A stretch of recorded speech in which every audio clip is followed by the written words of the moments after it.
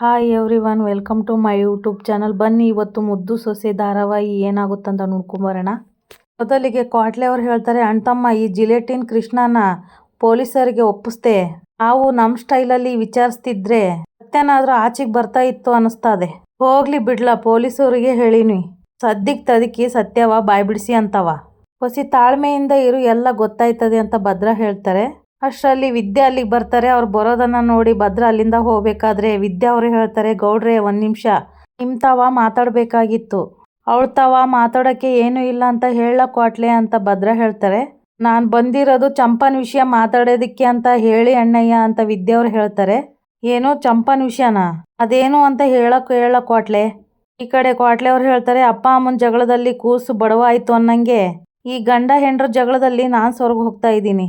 ಅತಿಯಮ್ಮ, ಅಣ್ತಮ್ಮ, ನೀವು ಮಾತಾಡ್ತಾ ಇರೋದು ಇಬ್ರಿಗೂ ಕೇಳಿಸ್ತಾ ಇದೆ ತಾನೆ? ಸುಮ್ಕೆ ಮಾತಾಡಿ. ಅದೇ ಚಂಪಂದೇನು ತಪ್ಪಿಲ್ಲ ಅಂತ ಸಾಬೀತು ಮಾಡೋದಕ್ಕೆ ನಿಮ್ಮ ಸಹಾಯ ಬೇಕು ಅಂತ ಕೇಳಿದ್ನಲ್ಲ ಅಂತ ವಿದ್ಯೆ ಹೇಳ್ತಾರೆ. ನಾನು ಅವತ್ತೇ ಹೇಳಿದ್ನಲ್ಲ, ಚಂಪನೇನಾದರೂ ತಪ್ಪಿಲ್ಲ ಅಂತ ನನಗೆ ಗೊತ್ತಾಯ್ತು ಅಂದರೆ ಅವಳಿಗೆ ನಾನೇ ಸಹಾಯ ಮಾಡ್ತೀನಿ ಅಂತ ಭದ್ರ ಹೇಳ್ತಾರೆ. ಹಂಗಾರೆ ಚಂಪ ತಪ್ಪು ಮಾಡೋಳು ಅಂತ ನೀವು ನಂಬೀರಾ? ಹಾಗಂತ ವಿದ್ಯೆ ಕೇಳಿದಾಗ ಭದ್ರ ಅವ್ರು ಹೇಳ್ತಾರೆ, ಮೆಸೇಜ್ ಹೋಗಿರೋದು ಚಂಪನ್ ಮೊಬೈಲಿಂದ. ಅದು ಅಲ್ದೆಯ ಅವನ ಜೊತೆ ತಿರುಗಾರಿರೋ ಫೋಟೋಗಳು ಬೇರೆ ಇವೆ. ಈಗ ನನಗೆ ಯಾರನ್ನು ನಂಬಬೇಕು ಯಾರನ್ನು ನಂಬಾರ್ದು ಒಂದು ಗೊತ್ತಾಯ್ತಾ ಇಲ್ಲ. ಅಲ್ಲ ಗೌಡ್ರೆ, ಚಂಪನ್ ಬಗ್ಗೆ ಗೊತ್ತಿರೋ ನೀವೇ ಹೆಂಗೆ ಹೇಳಿದ್ರೆ ಅಂತ ವಿದ್ಯೆ ಹೇಳಿದಾಗ ಗೌಡ್ರು ಹೇಳ್ತಾರೆ, ನಾನು ಚಂಪ ತಪ್ಪು ಮಾಡೋಳೆ ಅಂತ ಹೇಳ್ತಾ ಇಲ್ಲ ಸುಭಾಷ್ ತಪ್ಪು ಮಾಡಿಲ್ಲ ಅಂತಲೂ ಹೇಳ್ತಾ ಇಲ್ಲ.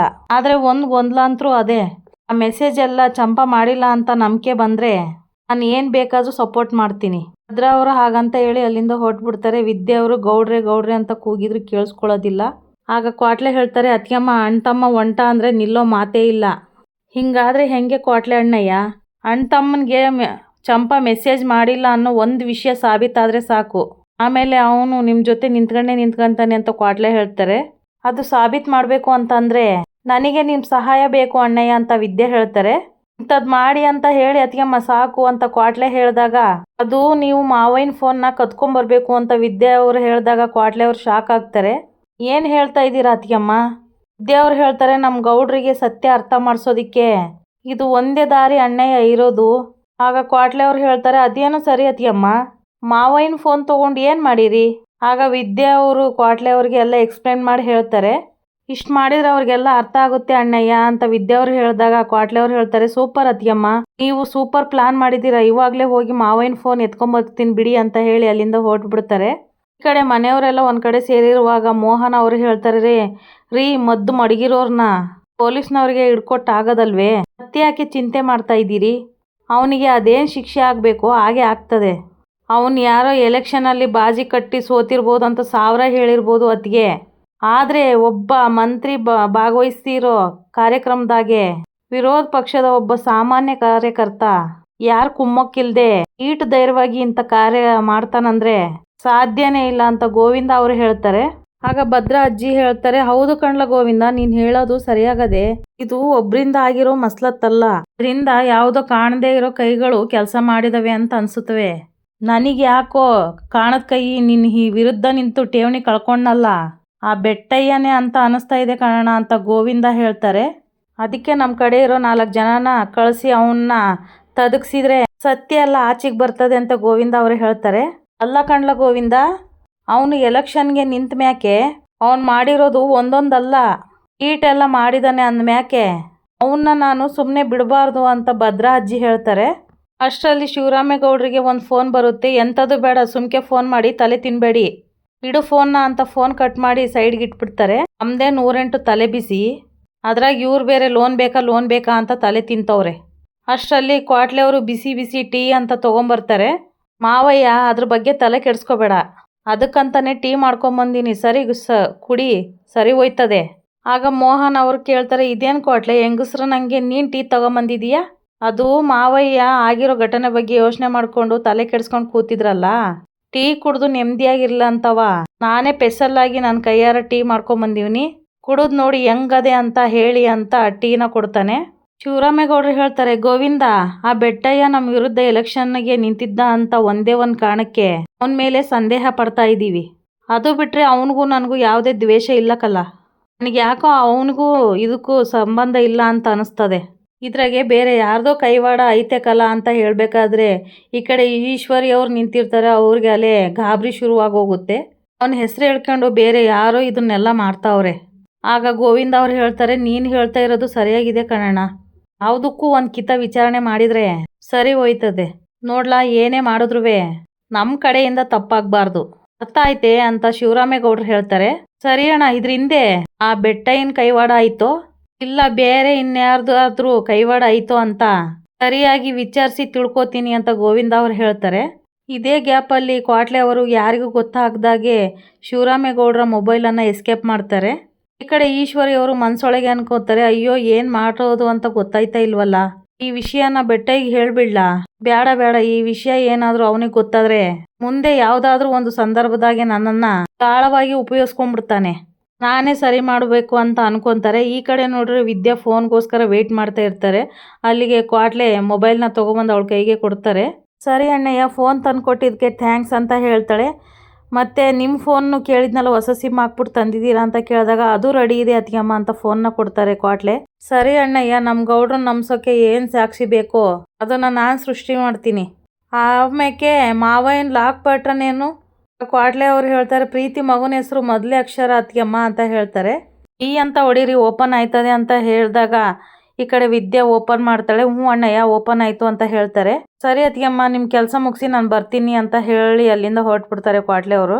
ಈ ಕಡೆ ವಿದ್ಯಾ ಅವರು ಫೋನಿಂದ ಮೆಸೇಜ್ ಮಾಡುವಾಗ ಚಂಪಾ ಅಲ್ಲಿಗೆ ಬರ್ತಾರೆ. ವಿದ್ಯಕ್ಕ ಏನು ಮಾಡ್ತಾ ಇದೀಯಾ? ವಿದ್ಯಾ ಅವರು ಹೇಳ್ತಾರೆ, ಚಂಪಾ ಮುಳ್ಳನ್ನ ಮುಳ್ಳಿಂದೇ ತೆಗಿಬೇಕು, ನಿಮಗೆ ತಪ್ಪಿಂದಾನೇ ಸರಿ ಮಾಡಬೇಕು. ಈಗ ನೀನು ಆ ವಿಶ್ವನ್ಗೆ ಫೋನ್ ಮಾಡು. ಚಂಪಾ ಅವ್ರು ಹೇಳ್ತಾರೆ, ಮಾಡ್ಬಿಟ್ಟು ಏನು ಹೇಳಿ ಅಕ್ಕ ಅಂತ ಕೇಳ್ತಾರೆ. ನಾನು ಮನೆಯಿಂದ ಚಿನ್ನ 10 ಲಕ್ಷ ದುಡ್ಡು ತಗೊಂಬರ್ತೀನಿ, ಎಲ್ಲಿಗೆ ಬರಬೇಕು ಅಂತ ಕೇಳು ಅಂತ ವಿದ್ಯಾ ಅವ್ರು ಹೇಳ್ಕೊಡ್ತಾರೆ. ಆಗ ಅವನ ರೂಟಲ್ಲೇ ಹೋಗಿ ಅವ್ನ ಜಾಡ್ವ ನಾವು ಹಿಡಿಯವ.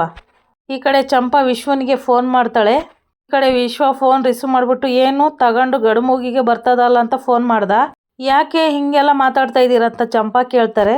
ಯಾವ ಗಡುವು ಅಂತ ಕೇಳಿದಾಗ ವಿಶ್ವ ಹೇಳ್ತಾರೆ, ನೀನು ನಂತಾಗ ನಾಟಕ ಮಾಡಕ್ಕೆ ಹೋಗ್ಬೇಡ, ಅಂತ ಆಟವ ನಾನು ಏಟ್ ಆಡಿದ್ದೀನೋ.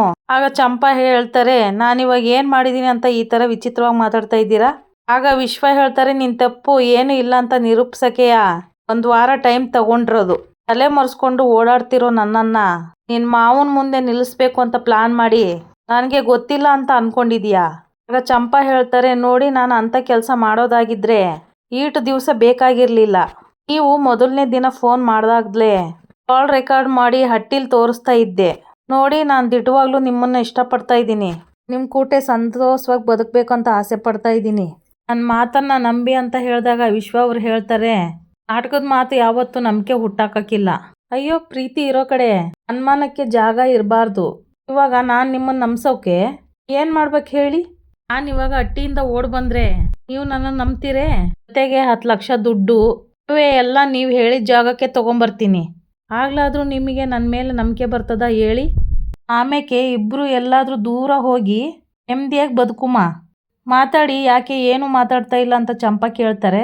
ಸರಿ, ಹಂಗಾದ್ರೆ ನೀನು ಒಂದು ಕೆಲಸ ಮಾಡು, ಒಡವೆ ದುಡ್ಡು ಎಲ್ಲ ತೊಗೊಂಡು ನನಗೊಂದು ಫೋನ್ ಮಾಡು, ಆಮೇಲೆ ನೀನು ಎಲ್ಲಿಗೆ ಬರಬೇಕು ಏನು ಮಾಡಬೇಕಂತ ನಾನು ಹೇಳ್ತೀನಿ ಅಂತ ವಿಶ್ವ ಹೇಳ್ತಾರೆ.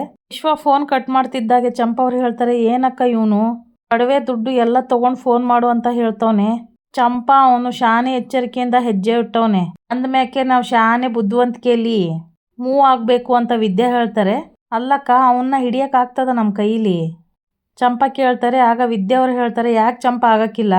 ಕುತಂತ್ರದಿಂದ ಹೆಜ್ಜೆ ಹಾಕೋನ್ಕಿಂತ ಬುದ್ಧಿವಂತಿಕೆ ದಾರಿಲಿ ನಡೆಯೋನ್ಗೆ ಗೆಲುವು ಸಿಗ್ತದೆ ಅಂತ ವಿದ್ಯೆ ಅವ್ರು ಹೇಳ್ತಾರೆ. ಈ ಕಡೆ ಬಾಂಬ್ಸ್ ಹಿಡಿದು ವಿದ್ಯಾ ಅವರು ಕೆಳಗಡೆ ಬಿದ್ದಾಗ ಭದ್ರ ಅವ್ರು ಹೋಗಿ, ಅಮ್ಮಿ ವಿದ್ಯಾ ಏನಾಯ್ತಮ್ಮಿ? ನೀನು ಏನೂ ಆಗಿಲ್ಲ, ಕಣ್ಬಿಡಮ್ಮಿ, ಎಂಥ ಕೆಲಸ ಮಾಡ್ಕೊಂಬಿಟ್ಟಮ್ಮಿ, ಅಮ್ಮಿ ಕಣ್ಬಿಡಮ್ಮಿ. ಆಗ ವಿದ್ಯಾ ಅವರು ಕಣ್ಬಿಟ್ಬಿಟ್ಟು, ಗೌಡ್ರೆ ನನ್ನ ಮೇಲೆ ಎಷ್ಟೇ ಕೋಪ ಇದ್ರೂ ಹಿಂಗಾದ ಕೂಡಲೇ ಓಡ್ ಬಂದು ನಿಮ್ಮ ತೊಡೆ ಮೇಲೆ ಮಲ್ಕೊಂಡು ಅದೇ ತೊಡೆ ಮೇಲೆ ನಿಮ್ಮ ಸಂತೋಷವಾಗಿ ನಾನು ಪ್ರಾಣ ಬಿಡ್ತೀನಿ ಅಂತ ವಿದ್ಯೆ ಅವ್ರು ಹೇಳ್ತಾರೆ. ಗೊತ್ತು ಅನ್ನಮ್ಮಿ, ಅದೇನು ಮಾತಾಡ್ತಾ ಇದೀಯ? ಅದು ಹೆಂಗಮ್ಮಿ ನನ್ನ ಬಿಟ್ಟು ಹೋಗ್ತೀಯಾ? ನಿನಗೆ ಏನೂ ಆಗಕ್ಕಿಲ್ಲ ಕಣಮ್ಮಿ, ಏನೂ ಆಗೋದಕ್ಕೂ ನಾನು ಬಿಡೋದಿಲ್ಲ. ನೋಡು, ನಿನ್ನ ಕುಟೆ 100 ವರ್ಷ ಬದುಕಬೇಕಂತ ಕನಸು ಕಟ್ಕೊಂಡಿದ್ದೀನಿ ಕಣಮ್ಮಿ. ಆ ಅದೃಷ್ಟ ನಾನು ಪಡ್ಕೊಂಬಂದಿಲ್ಲ ಗೌಡ್ರೆ, ಈ ಜನ್ಮಕ್ಕೆ ಇಷ್ಟೇ ಅನ್ನಿಸ್ತದೆ ಅಂತ ಹೇಳಿ ಭದ್ರನ್ ತೊಡೆ ಮೇಲೆ ವಿದ್ಯೆ ಪ್ರಾಣ ಬಿಟ್ಬಿಡ್ತಾಳೆ. ಅದನ್ನು ಕನಸ್ಕೊಂಡು ಈ ಕಡೆ ಭದ್ರ ನಿದ್ದೆಯಿಂದ ವಿದ್ಯಾ ಅಂತ ಕೀರ್ಚ್ಕೊಂಡು ಎದ್ಬಿಡ್ತಾನೆ. ಇದೇನಿದು, ಅಲ್ಲಾಗಿರೋ ಘಟನೆ ಪದೇ ಪದೇ ಕನ್ಸಲ್ಲಿ ಬರ್ತಾ ಇದೆಯಲ್ಲ, ವಿದ್ಯಾನಿಗೆ ಏನಾದರೂ ಹೆಚ್ಚು ಕಡಿಮೆ ಆಗದ? ವಿದ್ಯಾನ ನೋಡ್ಕೊಂಬರೋಣ ಅಂತ ವಿದ್ಯೆ ಇರೋ ಕಡೆ ಬಂದರೆ ಈ ಕಡೆ ವಿದ್ಯಾ ಹಾಡು ಕೇಳ್ಕೊಂಡು ಕೂತಿರ್ತಾಳೆ.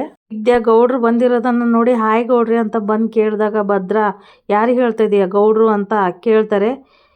ಯಾರಿಗ ಕೇಳೋಣ, ಬಂದು ಕದ್ದು ನೋಡ್ತಾ ಇದ್ರಲ್ಲ ಅವ್ರಿಗೆ ನಾ ಹೇಳ್ತಾ ಇದ್ದೀನಿ ಅಂತ ಹೇಳ್ತಾಳೆ. ಹಾಗೆ ಒಬ್ರಿಗೊಬ್ರು ಕೀಟ್ಲೆ ಮಾಡಿಕೊಂಡು ಮಾತಾಡ್ತಾ ಇರ್ತಾರೆ. ಇಲ್ಲಿಗೆ ಈ ಸಂಚಿಕೆ ಮುಗಿಯುತ್ತೆ. ಯಾರೆಲ್ಲ ನನ್ನ ಚಾನಲ್ ನೋಡ್ತಿದ್ರು ದಯವಿಟ್ಟು ಸಬ್ಸ್ಕ್ರೈಬ್ ಮಾಡ್ಕೊಳ್ಳಿ.